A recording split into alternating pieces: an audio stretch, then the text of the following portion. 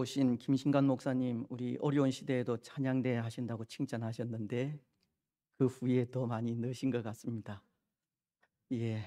아직도 또 이 찬양대에 임명 받으신 분들 중에 또 서지 않으신 분들도 함께 또 동참해서 하나님을 찬양하는 일에 또 힘써 주시면 좋겠고, 오는 금요일 정사 예배 때에도 찬양으로 또 봉사해 주시면 감사하겠습니다. 오늘 고난 주일을 맞이한 우리에게 예수님의 십자가가 주는 은혜가 충만하기를 축복합니다. 여기 예수님의 십자가가 주는 은혜라는 것은 다른 것이 아니라 고린도전서 1장 18절 말씀이 이 십자가의 도가 멸망하는 자들에게는 미련한 것이요 구원을 받는 우리에게는 하나님의 능력이라고 말씀하시듯, 비록 십자가는 세상 사람들이 볼 때 미련한 것이고 고난을 상징하는 것이지만, 십자가는 하나님의 능력으로 우리의 구원이 하나님의 능력에 있다는 것을 말하는 것으로, 하나님의 능력으로 구원의 은혜 가운데 거하라고 하는 의미입니다. 여러분, 하나님의 능력으로 구원의 은혜 가운데 거하시기 바랍니다. 하나님의 능력인 십자가로 인해 그 누구도 흔들 수 없는 이 구원의 기쁨과 구원의 감격을 누리면서 살아가시기를 바랍니다. 그런데 사실은 그렇지 않습니까? 하나님의 능력인 이 십자가가 아니고서는 그 누구도 구원에 이를 수 있는 길이 없습니다. 앞선 고린도전서 1장 18절 말씀을 통해서도 이 바울이 이 십자가의 도가 하나님의 능력이라고 한 것은 세상 사람들이 구원은 사람의 말과 지혜에서 온다고 한 말을 이 반박하기 위한 것이기도 한데요, 고린도전서 1장 19절은 이렇게 말씀하고 있기 때문입니다. 기록된 바 내가 지혜 있는 자들의 지혜를 멸하고 총명한 자들의 총명을 폐하리라 하였으니.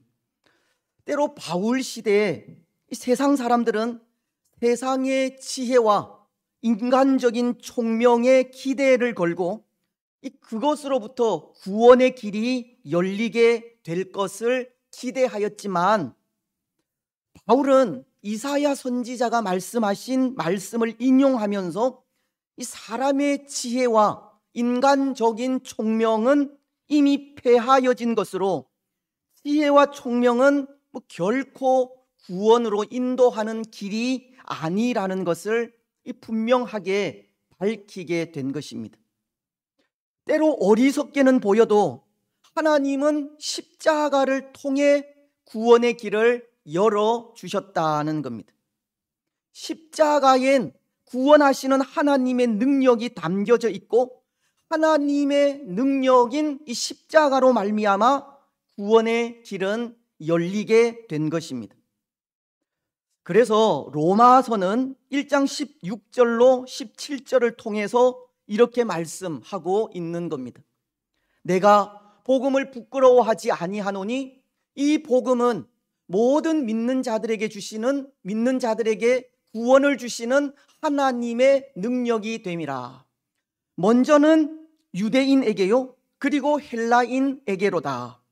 복음에는 하나님의 의가 나타나서 믿음으로 믿음에 이르게 하나니, 기록된 바 오직 의인은 믿음으로 말미암아 살리라 함과 같으니라. 복음은 모든 믿는 자에게 구원을 주시는 하나님의 능력이 된다고, 이 복음, 즉 십자가의 도가 하나님의 능력이고, 십자가의 도를 믿는 믿음으로 의인이라 칭함을 받아 구원에 이르게 됨을 말씀하고 있는 겁니다. 십자가만이 구원의 유일한 길임을 가르치는 겁니다. 그렇습니다. 사랑하는 여러분, 이 십자가만이 구원의 유일한 길입니다. 구원은 사람의 말에 있지 아니하고 사람의 지혜에 있지 아니하며 사람의 총명에 있지 않습니다. 오직 십자가에 있습니다. 오늘 우리는 구원의 십자가를 온전히 믿고 그 믿음으로 이 구원하시는 하나님의 능력 가운데 거하시기 바랍니다. 구원의 십자가로 인해 구원의 감격과 구원의 기쁨을 누리시기 바랍니다. 여러분, 오늘 말씀은 예수님께서 바로 그 구원의 십자가에 달리신 이 장면의 말씀입니다. 오늘 33절은 이렇게 말씀하고 있는데요, 해골이라 하는 곳에 이르러 거기서 예수를 십자가에 못 박고 두 행악자도 그렇게 하니 하나는 우편에 하나는 좌편에 있더라. 이 해골이라고도 하는 골고다 언덕 위에 아마도 로마 제국의 반역을 일으킨 열심당원으로 추측되는 이 두 행악자를 이 좌우에 두고 이 십자가에 달리신 예수님의 모습을 전하고 있는 말씀입니다. 근데 오늘 예수님께서 이렇게 두 행악자들과 함께 달리신 십자가가 이 구원의 십자가라고 한 것은 그런 의미에서입니다. 예수님이 죄인들과 함께 십자가에 달리셨다는 것 때문입니다. 이 당시 십자가는 로마 제국의 반역을 하거나 이 살인 등 중죄를 저지른 자들에 대한 형벌의 수단이듯 이렇게 십자가에 달린다는 것은 죄인임을 의미하는 것이지 않습니까? 오늘 이 두 행악자도 로마의 반역을 일으킨 열심당원으로 아마도 반란 중에 살인죄나 또는 방화를 저지르게 되었을 것이고 그 죄로 인해 지금 이 십자가형을 언도받게 되었을 텐데요. 하지만 이들과 달리 예수님은 죄가 없는 분이십니다. 비록 유대인들이 예수님을 향하여 자칭 유대인의 왕이라고 로마에 대한 반역 죄를 씌워 십자가형을 언도하기는 하였지만 예수님을 신문한 로마의 총독인 빌라도는 예수님의 무죄를 선언하였기 때문입니다. 누가복음 23장 13절로 16절은 이렇게 말씀하지 않습니까? 빌라도가 대제사장들과 관리들과 백성을 불러 모으고 이르되 너희가 이 사람이 백성을 미혹하는 자라 하여 내게 끌고 왔도다. 보라, 내가 너희 앞에서 신문하였으되 너희가 고발하는 일에 대하여 이 사람에게서 죄를 찾지 못하였고 헤롯이 또한 그렇게 하여 그를 우리에게 도로 보내었도다. 보라, 그가 행한 일에는 죽일 일이 없느니라. 그러므로 때려서 놓겠노라. 예수님을 신문한 헤롯 왕과 이 총독인 빌라도는 죄를 찾지 못하고 태장을 가한 후 이 석방하겠다라고 하기까지 예수님은 죄가 없는 분이셨습니다. 예수님은 죄인으로 정죄되어 이렇게 십자가에 달리실 분이 아니라는 것입니다. 하지만 예수님은 죄인인 두 행악자들과 함께 십자가에 달리신 겁니다. 두 행악자들과 같은 죄인 취급을 받으셨다는 겁니다. 예수님은 죄가 없는 분이지만 죄인이 되신 겁니다. 이에 하나님은 이사야서 53장 5절로 6절을 통해 이렇게 말씀하고 있습니다. 그가 찔림은 우리의 허물 때문이요 그가 상함은 우리의 죄악 때문이라. 그가 징계를 받음으로 우리는 평화를 누리고 그가 채찍에 맞음으로 우리는 나음을 받았도다. 우리는 다 양 같아서 그릇 행하여 각기 제 길로 갔거늘 여호와께서는 우리 모두의 죄악을 그에게 담당시키셨도다. 하나님은 십자가에 달리신 예수님의 죄에 대해 우리 모두의 죄악을 그에게 담당시키셨다라고. 예수님은 죄가 없는 분이시지만 우리 죄를 대신하여 십자가를 지게 되었다고 하십니다. 예수님은 우리의 허물로 인해 찔림을 받으신 것이고, 예수님은 우리의 죄악으로 인해 상함을 받으신 것이며, 예수님은 우리의 평화를 위하여 징계를 받으신 겁니다. 예수님은 우리 대신 찔리시고 상하시며 징계를 받으셨습니다. 예수님은 우리 대신 채찍에 맞으셨습니다. 그렇습니다. 사랑하는 여러분, 오늘 예수님의 십자가가 이 구원의 십자가가 된 것은 그 십자가의 징벌이 우리의 죄를 위한 것이기 때문입니다.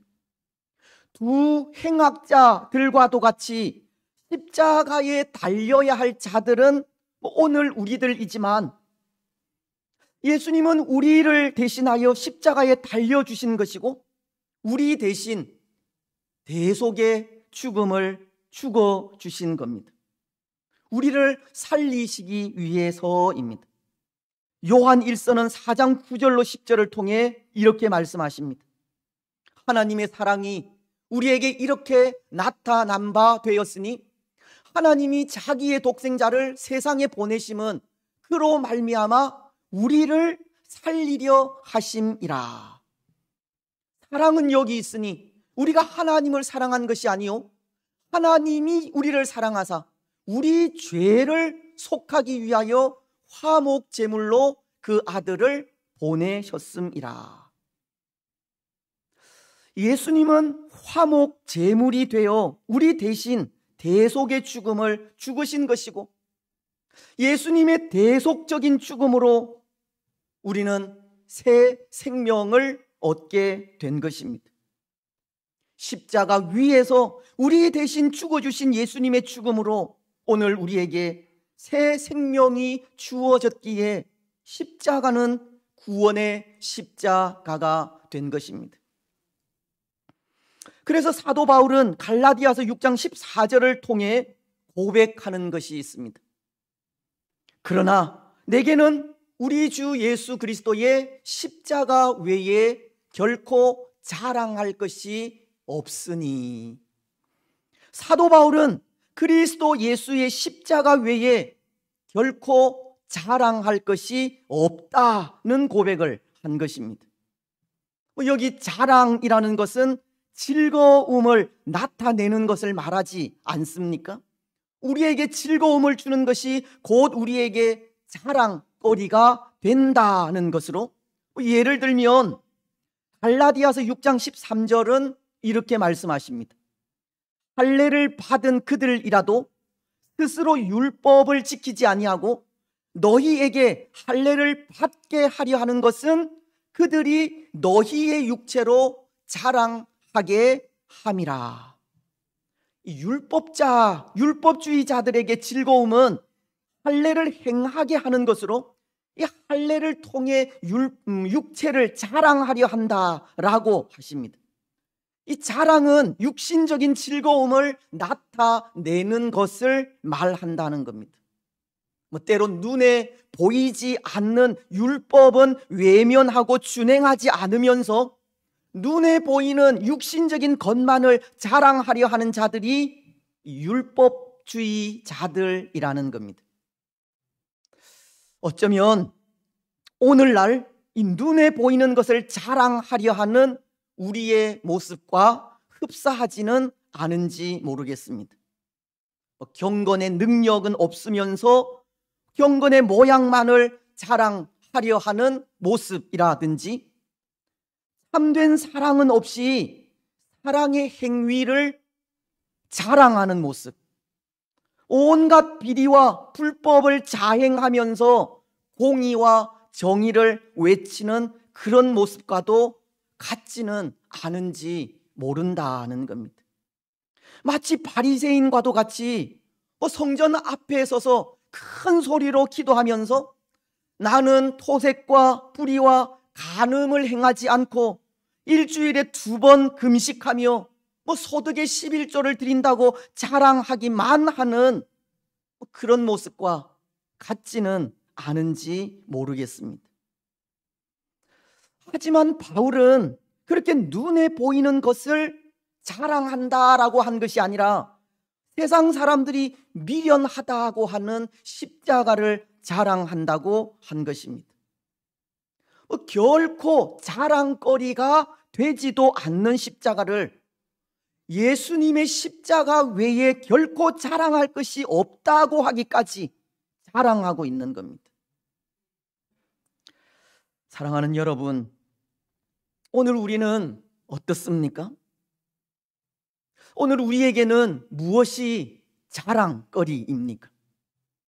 경건의 능력 없는 경건이 자랑입니까? 참된 사랑 없이 행하는 사랑이 자랑입니까? 아니면 미련하게 보이는 십자가가 우리의 자랑입니까? 오늘 우리에게 미련하게 보이는 십자가가 우리의 자랑이기를 바랍니다. 미련하게 보이기는 하지만 하나님의 능력인 십자가가 자랑이요 즐거움이기를 바랍니다. 그래서 여러분, 이 하나님의 능력인 십자가를 자랑하면서 우리는 이런 삶을 살아갔으면 좋겠다 생각합니다.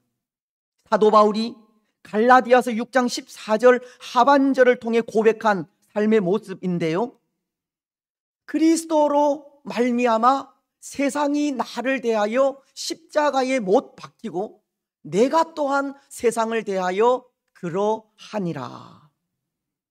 내게는 우리 주 예수 그리스도의 십자가 외에 결코 자랑할 것이 없다고 고백한 바울은 예수님으로 인해 세상을 십자가에 못 박은 삶을 살게 되었다는 것을 고백하고 있는 겁니다. 세상이 나를 대하여 십자가에 못 박히고 내가 또한 세상을 대하여 그러하니라. 바울은 세상에 대해 십자가에 못 박은 삶, 즉 세상과 완전히 격리된 삶을 살았다라고 하는 겁니다. 그런데 여러분, 이 땅 위에 적을 두고 살아가는 사람들이 어떻게 세상과 이 격리된 삶을 살아갈 수 있겠습니까? 아마 코로나로 인해 격리 생활을 해보신 분들이 많을 텐데요, 어떠셨습니까? 때로 신앙인으로서 이 세상과의 단절이 하나님과의 더 깊이 만날 수 있는 절호의 기회라 생각하셨을지 모르겠지만, 이 바깥 세상을 볼 수 없었던 그 격리의 시간들이 정말 하나님과의 깊은 만남의 시간이 되셨습니까? 격리의 시간들이 이 세상과 단절되는 그런 시간들이었습니까? 저는 그렇지 않았던 것 같습니다. 격리의 시간들이 이 세상과 단절된 시간이 아니라 세상과 더 가까워진 시간이 아니었던가 생각이 됩니다. 하나님을 깊이 만난 시간이 아니라 뉴스거리들과 깊이 만난 시간이었고, 여러 가지 세상적인 일들, 어떻게 먹어야 하는지, 무엇을 먹고 살아야 하는지, 그것에 더 많은 관심을 둔 시간이었습니다. 이 땅 위에 적을 두고 살아가는 사람으로서 이 세상과 격리된 삶을 살아갈 수가 없었다는 겁니다. 하지만 바울은 이 세상에 대해 십자가에 못 박았다고 이 세상과의 격리를 말하고 있는 겁니다. 여러분, 오늘 바울이 이 세상에 대하여 십자가에 못 박은 삶, 이 삶은 어떤 삶을 말하겠습니까? 여기 바울이 말하는 세상은 코스모스, 즉 하나님이 지으신 세상이나 이 물리적인 세계를 의미하는 말이기도 하지만, 여기에서는 하나님의 뜻을 거스르는 이 불신앙적이고 이 세속적인 것을 말하는 것으로 야고보서 4장 4절이 가르치는 것과도 같은 것을 말합니다. 야고보서는 이렇게 말씀을 하고 있는데요, 가늠한 여인들아, 세상과 벗된 것이 하나님과 원수됨을 알지 못하느냐. 그런즉 누구든지 세상과 벗이 되고자 하는 자는 스스로 하나님과 원수되는 것이니라. 이 세상이라는 것은 하나님과 원수되게 하는 것을 말하는 것으로, 결국 세상과 격리된 삶을 산다는 것은 하나님의 뜻을 거스르는 이 불신앙적인 요소들을 십자가에 못 박는 삶을 말하는 겁니다. 예수 그리스도 때문에 받는 수모와 핍박을 견디는 것을 말하는 것이고, 예수 그리스도를 위하여 세상의 모든 것들을 마치 배설물과도 같이 여기는 것을 말하는 겁니다.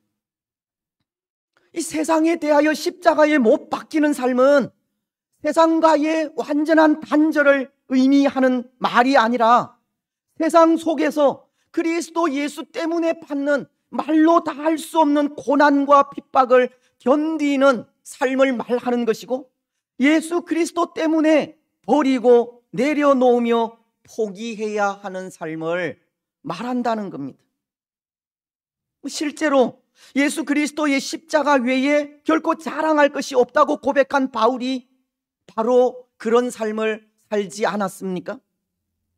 먼저 그는 예수님 때문에 모진 핍박과 고난을 견뎠기 때문입니다. 바울은 고린도전서 4장 9절로 13절을 통해 이런 고백을 하고 있습니다. 내가 생각하건대 하나님이 사도인 우리를 죽이기로 작정한 자 같이 끄트머리에 두셨으니 우리는 세계 곧 천사와 사람에게 구경거리가 되었노라.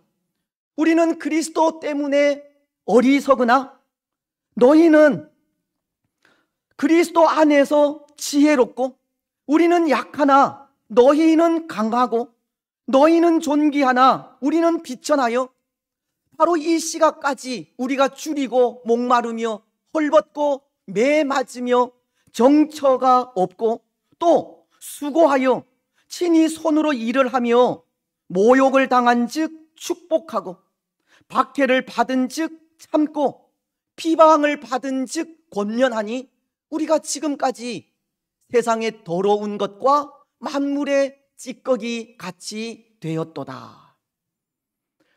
지금 바울은 그가 예수님 때문에 어떤 상황을 당하였는지를 가르치고 있는 것인데요, 비록 그는 하나님께 부름을 받은 사도이지만 하나님은 사도인 자신을 죽이기로 작정한 것 같이 고통과 모욕과 조롱의 자리에 두셨다고 하는 겁니다. 마치도 원형 경기장에서 맹수들에게 찢겨 죽어간 죄수들처럼 그렇게 조롱을 받으며 극한 고난 가운데 있었음을 말하고 있는 겁니다. 하지만 그런 고난 속에서도 바울은 이런 고백을 하지 않습니까? 바로 이 시각까지 우리가 줄이고 목마르며 헐벗고 매 맞으며 정처가 없고, 또 수고하여 친히 손으로 일을 하며 모욕을 당한 즉 축복하고, 박해를 받은 즉 참고, 비방을 받은 즉 권면하니. 바울은 그런 말로 다 할 수 없는 모진 핍박과 박해 속에서도 참고 견디며 사도로서의 본분을 지켰다는 것입니다. 왜냐하면 바로 그 삶이 예수 그리스도의 십자가만을 자랑하는 사람의 삶이기 때문입니다. 그러한 삶이 세상에 대하여 십자가에 못 박는 삶이고 세상과 단절된 삶이기 때문입니다. 그렇습니다. 사랑하는 여러분, 오늘 구원의 십자가를 자랑하는 우리의 삶도 그러하시기 바랍니다. 때로 오늘날에도 예수님 때문에 우리가 당하는 고난은 있지만 그런 고난을 참고 견디며 이겨 가시기 바랍니다. 누군가 우리를 향한 조롱과 모욕에도 당당하게 견뎌 가시기 바랍니다. 스토아 철학자 중에 한 사람인 에픽테투스는 아프면서도 행복하고 위험에 처해 있으면서도 행복하며 죽어가면서도 행복하고 유배령을 받아도 행복하며 불명예를 당해도 행복한 사람을 내게 보내어 주시오 라고 했다고 하는데요, 오늘 구원의 십자가를 자랑하는 우리의 삶이 우리가 자랑하는 십자가로 인해 아프면서도 행복하고 위험에 처해 있으면서도 행복하며 죽어가면서도 행복하고 유배령을 받아도 행복하며 불명예를 당해도 행복한 사람들이 되시기를 바랍니다.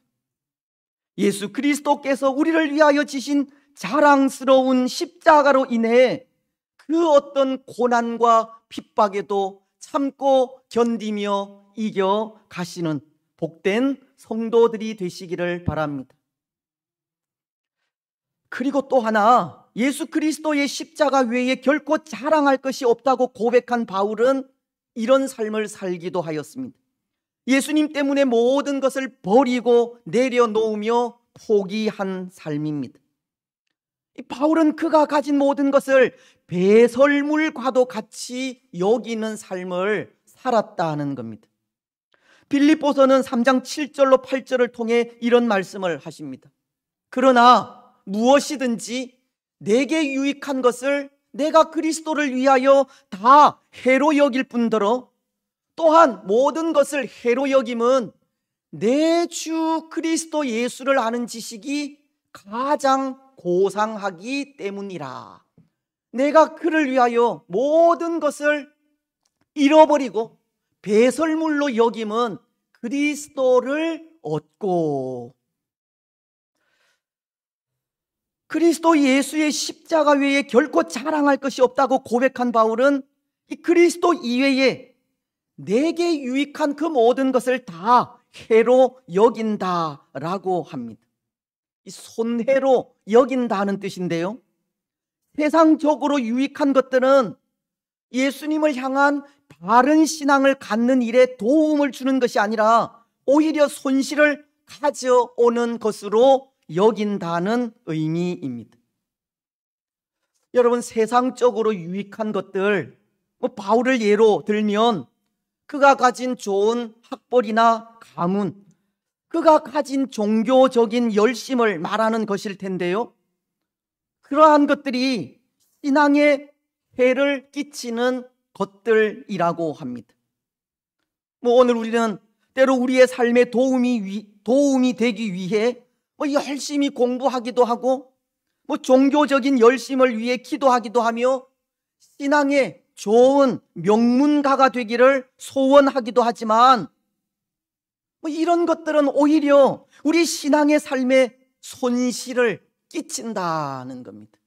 왜냐하면 학벌이나 가문 그리고 종교적인 열심은 우리 사람을 교만하게 만들 수 있고 이 순수하게 예수 그리스도만을 바라보게 하지 않을 수 있으며 마치 색안경을 쓴 것과도 같이 참 진리를 의심하게 만들 수도 있기 때문입니다.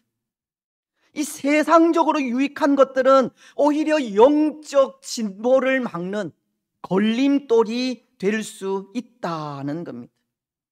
그래서 바울은 이런 고백을 한 것이지 않습니까? 내 주 그리스도 예수를 아는 지식이 가장 고상하기 때문이라. 학벌이나 가문, 이 종교적인 열심이 해가 되는 것이 그러한 것들 때문에 그것보다 더 고상한 예수 그리스도를 아는 지식을 잃어버릴 수 있기 때문이라는 것입니다.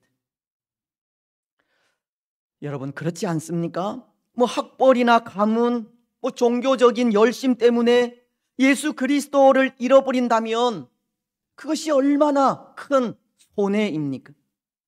내가 가진 지식, 내가 가진 직분, 내가 수고하여 쌓아 올린 업적을 지키기 위해 예수님을 포기하는 일이 얼마나 어리석고 손해냐는 것입니다.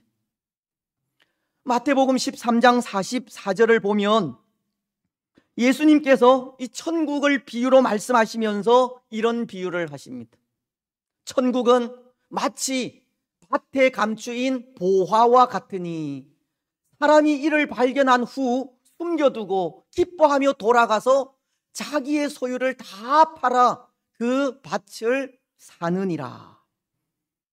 때로 어떤 사람은 밭에 묻힌 보화를 발견한 후 자기의 전 소유를 다 팔아 이 보화가 묻힌 밭을 산다고, 천국의 열쇠인 그리스도 예수를 위해 자신의 모든 것을 포기하는 사람이 있다고 하는데, 자신이 가진 지식, 직분, 업적을 지키기 위해 예수님을 포기하는 일이 얼마나 어리석고 무지한 일이냐는 것입니다. 여러분, 오늘 우리는 내 것을 지키기 위해 예수 그리스도를 포기하는 것이 아니라 예수 그리스도를 위하여 내가 가진 것을 포기해야 합니다. 잃어버려야 합니다. 오늘 바울이 내가 그를 위하여 모든 것을 잃어버리고 배설물로 여김은 그리스도를 얻고라고 하듯, 우리 또한 예수 그리스도를 얻기 위하여 모든 것을 잃어버리고 배설물과도 같이 여겨야 한다는 것입니다. 그것이 또한 그리스도 예수의 십자가만을 자랑하는 사람들의 삶이기 때문입니다. 그런 삶이 세상에 대하여 십자가에 못 박히는 삶이고 세상과 단절하는 삶이기 때문입니다. 사랑하는 여러분, 오늘 우리는 구원의 십자가를 자랑하는 사람들로서 우리가 가진 지식, 우리가 가진 직분, 우리가 쌓아 올린 업적 다 배설물과도 같이 여기시기 바랍니다. 그런 것들이 예수 그리스도를 알아가는 일에 방해가 되지 않도록 하시기 바랍니다. 그런 것보다 훨씬 더 고상한 예수 그리스도를 위해 우리가 가진 그 모든 것들 버리고 내려놓으며 포기하시기 바랍니다. 그래서 그 삶을 통해 예수 그리스도의 십자가만을 더 자랑하는 우리들이 되시기 바랍니다. 이제 말씀을 맺겠습니다. 사랑하는 여러분, 오늘 우리는 고난주일을 맞이하였습니다. 우리 죄를 대신하여 십자가에 달리셔서 죽어주신 예수님의 고난을 기념하는 주일입니다. 오늘 고난주일에 우리는 우리를 위해 십자가에 달리신 예수님의 그 구원의 십자가를 더욱 자랑하며 나아가시기 바랍니다. 그리고 예수 그리스도의 십자가를 자랑하며 나아갈 때 때로 예수 그리스도 때문에 받는 말할 수 없는 고난과 핍박을 견디며 나아가시고 그리스도 예수를 위하여 내게 유익하던 모든 것을 버리고 내려놓으며 포기하는 삶을 살아가시기 바랍니다. 그래서 그 삶을 통해 우리의 자랑인 예수 그리스도의 십자가를 더욱 더 사랑하고 자랑하며 나아가는 복된 성도들이 되시기를 주님의 이름으로 축복합니다.